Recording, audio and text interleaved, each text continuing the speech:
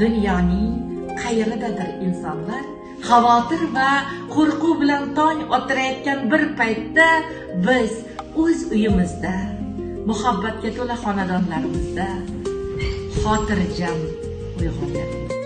Tinchlik o'z-o'zidan keladigan ne'mat emas. Ostonamizdagi xotirjamlik, ko'chalarimizdagi osoyishtalik, farzandlarimizning kulgusi, nabiralarimizning hayratlari, bular hammasi eng katta baxt, eng oliy saodat.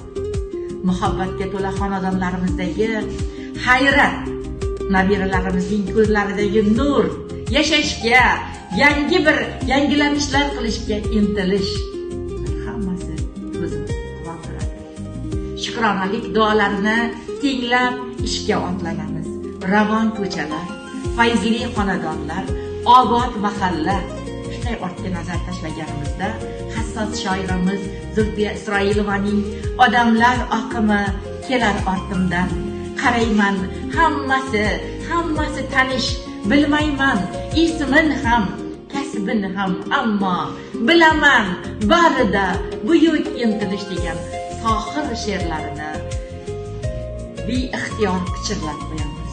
Chindan ortga nazar tashlasak, yashash umidida, yangilanish umidida, hayrat bilan, dadil qadamlar bilan ishga otlanayotgan katta yoshlilarimiz, o'rta yoshlarimiz, kim bo'lishidan qat'iy nazar, hatto o'sha maktabga qarab otlanayotgan yoshlarimizning ko'zlaridagi ilmga bo'lgan, kitobxonlikka bo'lgan, ma'rifatga bo'lgan hayratini ko'rib ham qalbimizga quvonch kiradi. Biz Samarqandning Kattaqo'rg'on tumanining chekka bir qishloqlarida yashasak-da, lekin xotirjam uyg'onayotganligimiz, osoyishta tonglarimiz uchun shukrona aytamiz. Islohotlarga labbay deb javob berayotgan tumanimiz ahli, tumanimiz yoshlarini har bitta yutug'ini ko'rib quvonamiz. Qalbimiz quvonch tuyadi. Nega? Sport sohasida jahon arenalarida g'olib bo'lib, O'zbekiston bayrog'ini baland ko'targan chempionlarimiz bilan faxrlanamiz.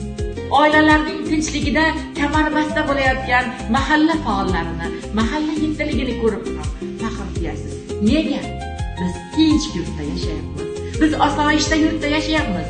Biz vatanimizni ko'z qorachig'imizday asrashimiz, millatning ertasi bo'lgan yosh avlodga shijoat bilan, fidoyilik bilan ta'lim berishimiz shart. Shukronalik degan buyuk bir tuyg'uni yuragidan his qilgan har bitta inson o'tayotgan saodatli kunlari uchun shukr aytishi va o'sha shukronalik barobarida o'z ishini halollik bilan vijdonan bajarishi biz hammamiz uchun burch.